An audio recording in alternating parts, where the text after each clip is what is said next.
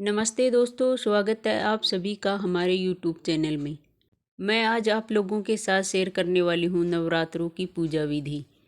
घर के पूर्व या पश्चिम दिशा में हमें पाटा या चौकी लगा लेनी है। उसके ऊपर हमें लाल रंग का आसन बिछा लेना है। फिर हमें चावल का आसन देकर फोटो को विराजमान करना है। फिर हमें जवारे बोने हैं। हम एक मिट्टी का पात्र ले लेंगे, उसमें मिट्टी भर के जौ छिड़क देंगे, फिर पानी डाल देंगे। जवारे बोने का वीडियो मैंने अलग से चैनल पर डाल दिया है, आप जाकर देख सकते हैं। फिर हम करने वाले हैं कलश की स्थापना। कलश की स्थापना हमें माता रानी के शेर के मुख की तरफ करनी है।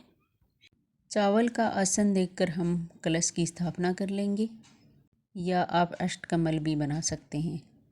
कलश को हमें कंठ तक भर लेना है। इसमें गंगा जल डालकर लौंग, सुपारी, इलायची, अक्षत, नारियल का मुख ऊपर की तरफ करके हमें इसकी स्थापना करनी है। कलश की स्थापना का वीडियो मैंने चैनल पर डाल दिया है, तो आप जाकर देख सकते हैं। कलश की स्थापना आप लोग जवारे बोते हैं हम उसमें भी कर सकते हैं। कुमकुम से हमें कलश पर स्वास्तिक बना देना है। चावल का आसन देकर हमें गणेश जी को विराजमान करना है। फिर हमें गणेश जी के आगे हाथ जोड़कर क्षमा याचना करनी है और घर में सुख शांति बनी रहे। फिर हमें 9 ग्रहों की स्थापना करनी है। इसके लिए हमें चावल की 9 ढेरी लगानी है। फिर हम उसके ऊपर एक एक सुपारी रख देंगे। ये माता रानी के 9 रूप हो जाएंगे। जल के छींटे लगाकर हम फिर शुद्धिकरण कर लेंगे।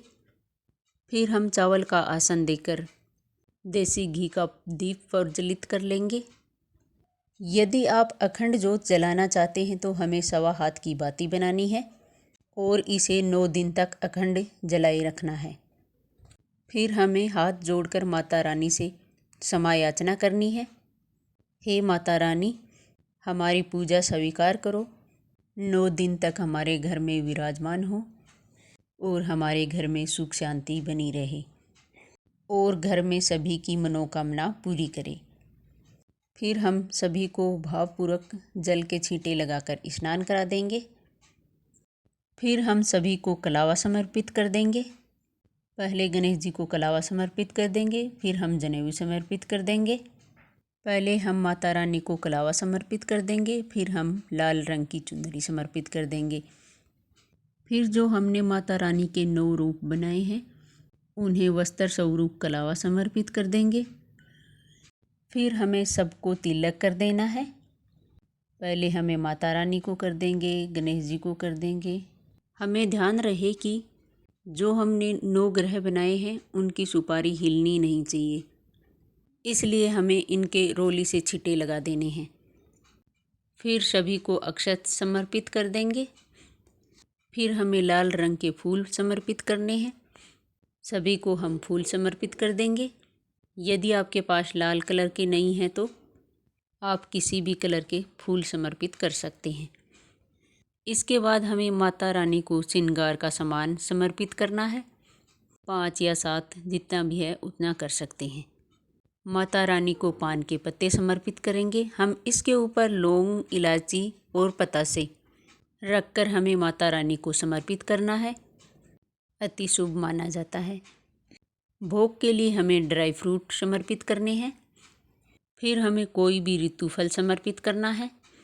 यदि आप कोई पाठ करना चाहते हैं तो वो कर सकते हैं, कथा सुनना चाहते हैं तो कथा सुन सकते हैं, दुर्गा चालीसा करना चाहते हैं तो वो कर सकते हैं। जो भी आपकी इच्छा है वो कर सकते हैं।